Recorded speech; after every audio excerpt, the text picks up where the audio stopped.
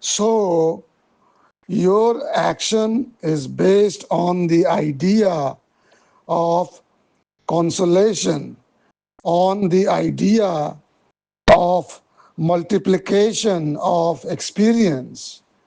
Your action is determined by choice, which has its roots in want. But the moment you become aware with your mind and heart, with your whole being, of the futility of want, then emptiness ceases. Now you are only partly conscious of this emptiness. So you try to get satisfaction by reading novels, by losing yourself in the diversions that man has created in the name of civilization. And this search for sensation you call experience. You must realize with your heart as well as with your mind that the cause of emptiness is craving, which results in choice and prevents true discernment. When you become aware of this, there is then cessation of want. As I have said, when one feels an emptiness, a want, one accepts without true discernment. And most of the actions that make up our lives are based on this feeling of want. We may think that our choices are based on reason, on discernment. We may think that we weigh possibilities and calculate chances before making a choice. Yet, because there is in us a longing, a want, a craving, we cannot know true perception or discernment. When you realize this, when you become aware of it with your whole being, emotionally as well as with the mind, when you realize the futility of want, then want ceases. Then you are freed from that feeling of emptiness. In that flame of awareness, there is no discipline, no effort. But we do not perceive this fully.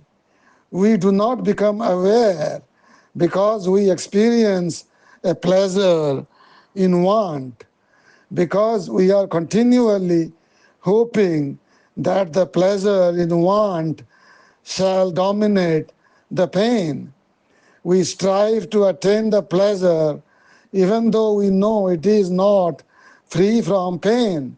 If you become fully aware of the whole significance of this, you have wrought a miracle for yourself. Then you will experience freedom from want and therefore liberation from choice.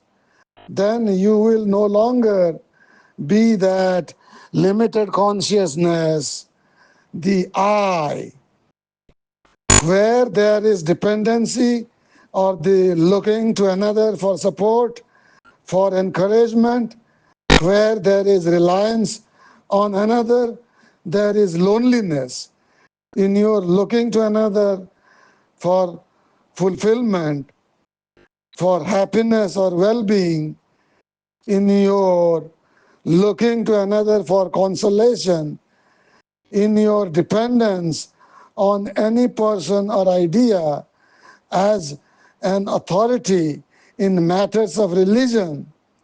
In all this, there is utter loneliness.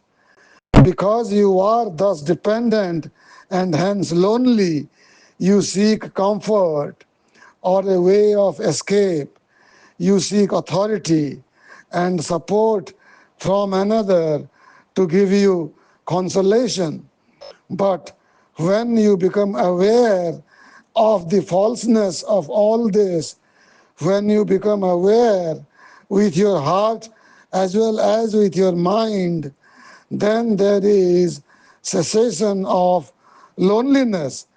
For then you no longer rely on another for your happiness. So, where there is choice, there can be no discernment, for discernment is choiceless.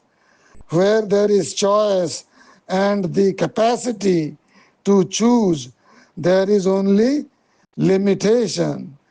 Only when choice ceases is there liberation, fullness, richness of action, which is life itself.